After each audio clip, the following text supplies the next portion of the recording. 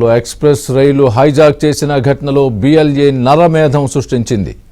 Baloch liberation RP hijack చేసిన ట్రైన్లో ఉన్న 150 మంది పాకిస్తాన్ సైనికుల్ని చంపినట్లు పాకిస్తాన్ మీడియా వరుస కథనాలను ప్రసారం చేస్తోంది. బిఎల్ఏ ఆధ్వర్యంలో ఇంకా 182 మంది సైనికులు ఉన్నట్లు సమాచారం. ఉదయం 450 మందితో వెళ్తున్న రైలును బలూచి లిబరేషన్ ఆర్మీ హైజాక్ చేసింది.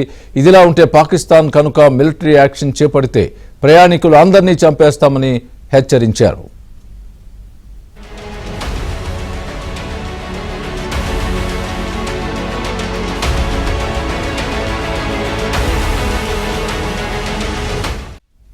ఇదే అంశానికి సంబంధించి పూర్తి అప్డేట్ మా ఢిల్లీ బ్యూరో చీఫ్ కృష్ణ చెప్తారు. కృష్ణ, చెప్పండి, పాకిస్తాన్లో నరమేధానికి సంబంధించి మీ దగ్గర ఉన్న పూర్తి అప్డేట్ ఏంటి?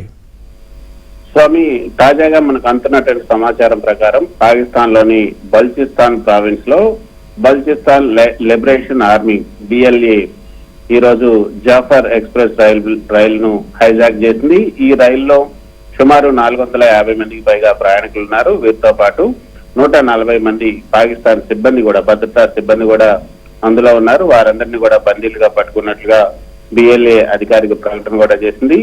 పాకిస్తాన్ సైన్యంతో పాటు పోలీసులు, అదేవిధంగా anti terrorism force ATF, inter service intelligence ఐఎస్ఐకి చెందినటువంటి సిబ్బంది కూడా ఉన్నారు. వీరంతా కూడా సెలవుపై పంజాబ్ కు వెళ్తుండగా ఈ ఘటన జరిగింది. బిఎల్ఏ బల్చిస్తాన్ కు స్వయం ప్రతిపత్తి కోరుతూ రైల్వే ట్రాక్ ను పేల్చి ఈ రైలును హైజాక్ చేసింది.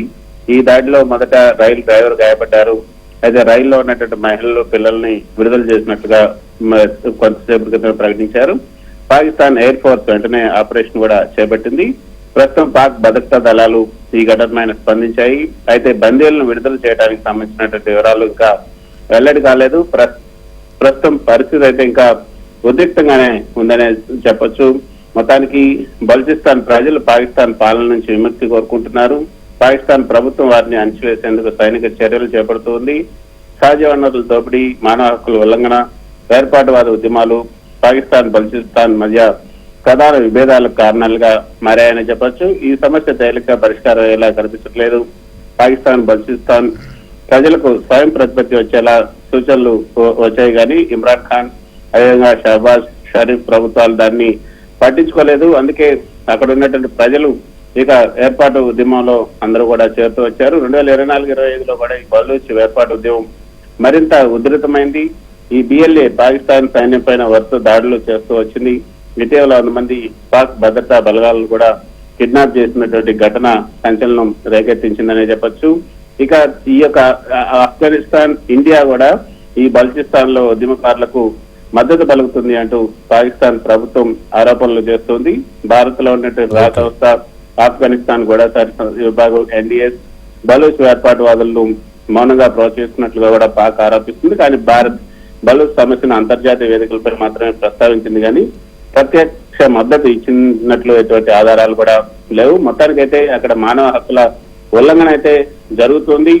గ్వాదార్ పోర్ట్ ను చైనా అభివృద్ధి చేస్తుండటం, సిపెక్ ఏదైతే China Pakistan economic corridor project ఏదైతే ఉందో దాని కారణంగా ఈ బలూచులు కూడా ఇంకా కొంత అసంతృప్తితో ఉన్నారు. ఈ కారిడార్ తో తమ వద్ద ఉన్నటువంటి బల్చిస్తాన్ లో ఉన్నటువంటి పెట్రోలియం, గ్యాస్, ఖనిజాలు, సుగంధ ద్రవ్యాలు, అదేవిధంగా మిగతా బంగారం, ఇటువంటి ముఖ్యమైనటువంటి ఖనిజ సంపదను దోచుకెళ్లడానికే ఈ కారిడార్ నిర్మిస్తున్నారన్నది బల్చిస్తాన్ బిఎల్ఏ, అదేవిధంగా అక్కడ ఉన్నటువంటి మరో ఉద్యమ సంస్థలైనటువంటి Baloch national front BNF, Baloch republic army BRA వంటి విప్లవ సంస్థలు కూడా ఆరోపిస్తూ ఉన్నాయి. సో ఇవన్నీ కూడా ఇప్పుడు బలూచ్ ఏర్పాటు ఉద్యమంలో భాగమయ్యాయి. 1947లో పాకిస్తాన్ స్వాతంత్రం పొందినప్పటి నుంచి కూడా బల్చిస్తాన్ స్వతంత్ర రాజ్యంగా ఉండేది. కానీ 1948లో పాకిస్తాన్ బలవంతంగా బల్చిస్తాన్ ను తమ దేశంలో విలీనం చేసుకుంది. అక్కడ ఉన్నటువంటి ఏదైతే ఈ యొక్క బల్చిస్తాన్ సమస్య పాకిస్తాన్ ఏర్పడిన నుంచి కూడా కొనసాగుతుంది. ప్రధానంగా అక్కడ స్వయం ప్రతిపత్తి, అటానమీ, విభజన, అదేవిధంగా సహజ వనరుల వినియోగం, మానవ హక్కుల ఉల్లంఘన వంటి అంశాల చుట్టూ కూడా తిరుగుతోంది. కాబట్టి ఈ నేపథ్యంలోనే ఈ రోజు జరిగినటువంటి ఈ యొక్క ట్రైన్ హైజాక్ అన్నది చూడాల్సి ఉంటుంది. మరి 150 మంది పాక్ సైనికులను చంపేశామని చెప్తున్నారు. దీనిపైన అంతర్జాతీయ సమాజం ఏ విధంగా స్పందిస్తుందో కూడా చూడాల్సి ఉంటుంది. Swamy. Right Krishna, thanks for the update.